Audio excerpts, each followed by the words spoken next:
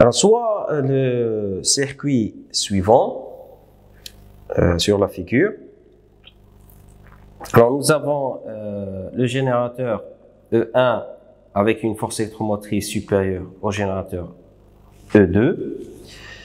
Du coup, le sens du courant sera imposé par E1 et on aura le courant qui va passer dans ce sens-là, dans la maille. Alors, la question, bien sûr, la première question qui arrive toujours, c'est, comment je dirais-je, c'est de calculer le courant. C'est à partir du courant qu'on pourra répondre aux autres questions. Donc, la clé de tous ces exercices, c'est le courant. Il faut retrouver le courant qui circule dans cette maille. Et à partir de du courant, on pourra répondre à la suite des exercices. Par exemple, calculer le rendement du moteur, calculer le rendement du générateur, calculer la puissance dissipée, ainsi de suite. Calculer des différences de potentiel précises. Donc, dans ce genre de circuit, la première étape, on doit faire un repérage par des points dans la maille. Donc, j'ai le point A. Entre chaque deux points, on ne doit retrouver qu'un seul élément. Donc, VA, VB. Alors, le point C ici, qui est le même ici, parce que il n'y a pas d'élément. Donc, le mettre ici ou le mettre ici au milieu, ça revient à la même chose. Le point D. Alors, le point F. Et enfin, EF, le point G et le point H. Donc, j'ai des points de repérage. Par exemple, je peux, dans ces points-là, intercaler un ampèremètre en série. Donc, dans cet exemple, je disais, donc on va reprendre notre équation.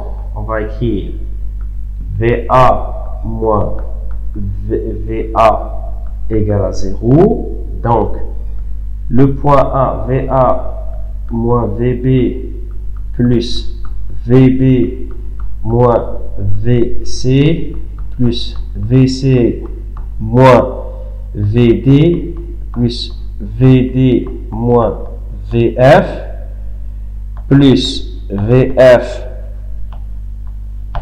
moins VG plus VG moins VH plus VH moins VA égale à 0.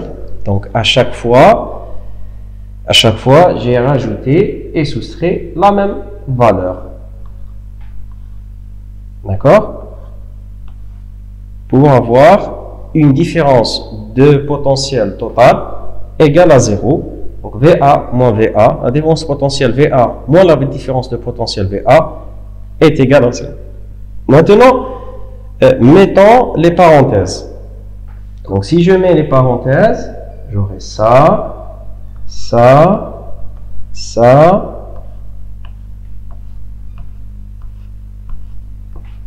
et comme ça. Donc, chaque paire sera une différence de potentiel au bord d'un élément. Commençons. VA moins VB, c'est la différence de potentiel au bord du deuxième générateur. Donc, la borne positive, c'est A moins B, et donc j'aurai VA moins VB est égal à E et non pas moins E.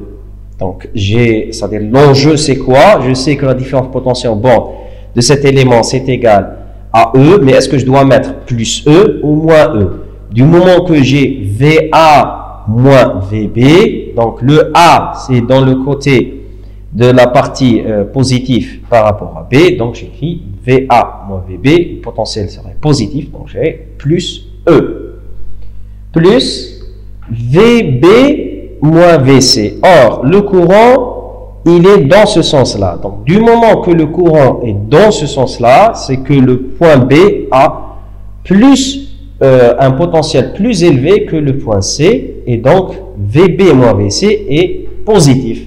Si elle est positive, donc je dois écrire plus R2 fois I. Parce que la différence de potentiel aux bornes d'une résistance, c'est toujours RI.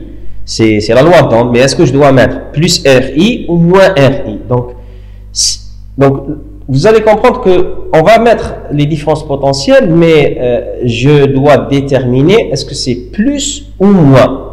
Donc E plus R2 fois I plus VC qui est le même point moins VD. Or VC moins VD, donc partie positive, donc le côté positif c'est du côté de C et la bande négative est du côté de D, donc j'aurai plus E plus VD moins VD moins VF, c'est une résistance. Pour savoir est-ce que c'est plus I moins I, je dois vérifier le sens du passage du courant. Le courant passe dans cette direction et donc de D vers F, donc le potentiel de D plus grand que F, je dois mettre plus, donc VD moins VF, c'est Rm fois I, au lieu de mettre moins Rm fois I, plus VF moins VG, donc la même chose, le courant passe dans ce sens-là, donc de F vers G, donc je dois mettre plus R fois I, et plus VG moins VH, la même chose, le courant, lorsqu'il sort de R, il va parcourir RI de G vers H, donc le potentiel de G est plus grand que H, je dois mettre plus petit r1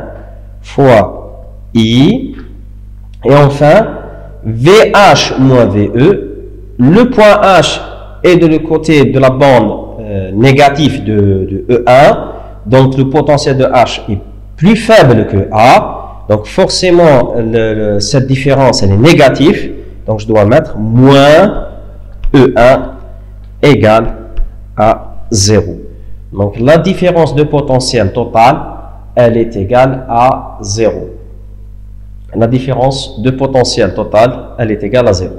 Donc je vais arranger cette équation. Alors l'idéal c'est de mettre les tensions, c'est-à-dire E et petit e sur un membre et les coefficients du courant du premier membre au premier membre, les coefficients du courant au premier membre. Donc j'aurai I serait facteur de R2 plus Rm plus R plus R1 qui est égal au deuxième membre. Celui-là, lorsqu'il passe au deuxième membre, j'aurai E1 moins petit e moins, celui-là c'est E2, pardon, moins E2. Donc, au final, j'aurai le courant I serait égal à E1 moins petit e moins E2 divisé par R2 plus Rm plus R plus R1. Et voici le courant. Bien sûr, dans un exercice type, j'aurai les données qui sont disponibles, qui vont permettre de retrouver le courant qui circule dans cette maille.